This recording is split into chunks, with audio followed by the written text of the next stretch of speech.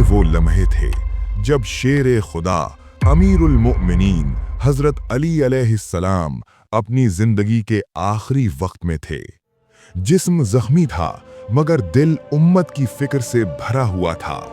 इसी हालत में आपने अपने चाहने वालों और सहाबा को ऐसी नसीहतें फरमाईं जो क़यामत तक इंसानों के लिए हिदायत का चिराग हैं। आइए सुनते हैं हजरत अली अलैहिस्सलाम की वो आखिरी वसीयत। ये वो आखिरी अल्फाज हैं जो शेर खुदा हजरत अली अलैहिस्सलाम ने अपनी जिंदगी के आखिरी लम्हात में उम्मत के लिए फरमाए। ऐसी वसीयत जो दिलों को हिला देती है और इंसान को अल्लाह की तरफ लौटा देती है। देखो, नमाज की पाबंदी और उसकी निगहदाश्त करो, ज्यादा से ज्यादा नमाजें पढ़ो और उसे तक़र्रुब इलाही का जरिया करार दो कि ये साहिबान ईमान के लिए वक्त की पाबंदी के साथ वाजिब की गई है।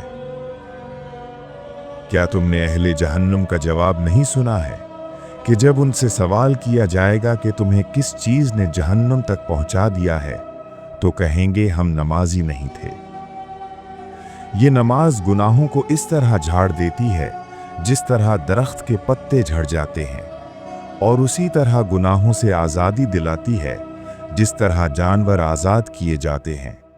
रसूल अकरम सल्लल्लाहु अलैहि वसल्लम ने उसे उस गर्म चश्मे से तशबीह दी है जो इंसान के दरवाज़ा पर हो और वो उसमें रोज़ाना 5 मरतबा गुस्ल करे। जाहिर है कि इस पर किसी कसाफत के बाकी रह जाने का इम्कान नहीं रह जाता। उसके हक़ को वाक़ियतन उन साहिबान ईमान ने पहचाना जिन्हें ज़ीनत मताए दुनिया या तिजारत और कारोबार कोई शय भी याद खुदा और नमाज ज़कात से गाफिल नहीं बना सकी है।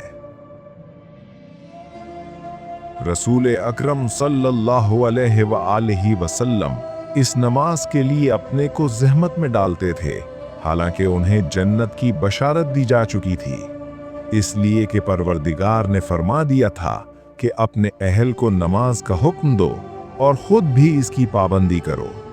तो आप अपने अहल को हुक्म भी देते थे और खुद ज़हमत भी बर्दाश्त करते थे। इसके बाद ज़कात को नमाज के साथ मुसलमानों के लिए वसीला तक़र्रुब करार दिया गया है। जो इससे तय्यब खातिर से अदा करेगा उसके गुनाहों के लिए ये कफ़ारा बन जाएगी और उसे जहन्नुम से बचा लेगी। खबरदार, कोई शख्स इसे अदा करने के बाद इसके बारे में फिक्र न करे और न इसका अफसोस करे कि तय्यब नफ्स के बगैर अदा करने वाला और फिर इससे बेहतर अजर सवाब की उम्मीद करने वाला सुन्नत से बेखबर है और अजर सवाब के एतबार से खसारा में है। उसका अमल बर्बाद है और उसकी नदामत दायमी है।